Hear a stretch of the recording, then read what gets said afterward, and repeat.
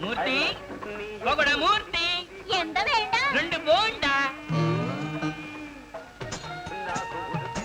Ready ఎందడా ఎక్కడ పొగడ మూర్తి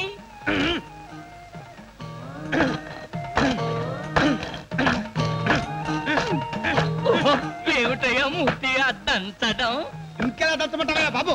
కర్మం కర్మం వచ్చినప్పటి నుండి చెబుతూనే ఉన్నాను దేనికైనా ఆనించి దంచమని ఏంటే కదా ఇదిలో ఎంత ఆనందం ఉండో ఎన్నమో ఎంత గురువాయిరప్పనే మూర్తి ఇవాళ బోండాల సైజు ఏమిటి ఎంత పెద్దవిగా ఉన్నాయి. రాత్రి గుడ్డ తీసి బయట పెట్టారు అందుకని తినేసి మంచిగా బాగా ఉబ్బరి వెళ్ళరా వెళ్ళి నీ పని చూసుకోరా.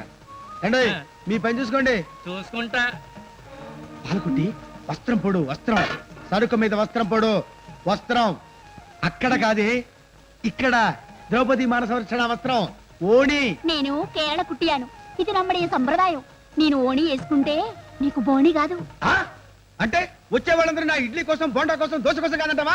నీకు బుద్ధి ఉండో నీకు సిగ్గుండో నీకు లజ్జ ఉండో నీకు జ్ఞానం ఉండో ఓస నీ అమ్మ కడుపు మాట చెప్పిందే చెప్పి తిప్పి తిప్పి తిప్పి తిప్పి చెబుతున్నావు కదా పాలకుట్టి. ముగ్గురు రాంబాబు గారు వస్తున్నారు.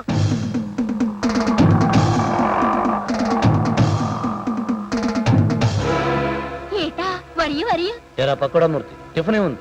ఇడ్లీ మాత్రమే ఉంది. వీడు కళ్ళం బరీదు మేల బోండా ఉండు మధ్యలో వడ ఉండు కీలే ఇడ్లీ ఉండు. నువ్వు నోరు మూసుకునుండు. ఏ పకోడీ ఆ, పిండేస్తున్నా ఎలా జాగ్రత్త.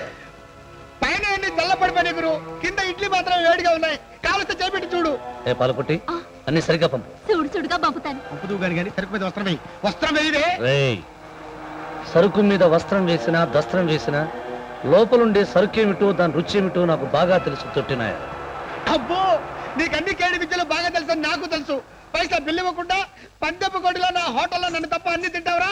ఈ పాపం ఊరికే పోదు. వచ్చే జన్మలో నా హోటల్లో ఈగమై పుడతావు. నా ఇంటి మీద దోమై పుడతావు. ఇలా శాపం చేసామని మా గురుగారు తెలిస్తే ఏం జరుగుతుందో తెలుసా? తెలుసురా ఫ్రీగా మర్డర్ చేసి వదిలిపెడతాడు. నువ్వు లోపలికి వెళ్ళరా.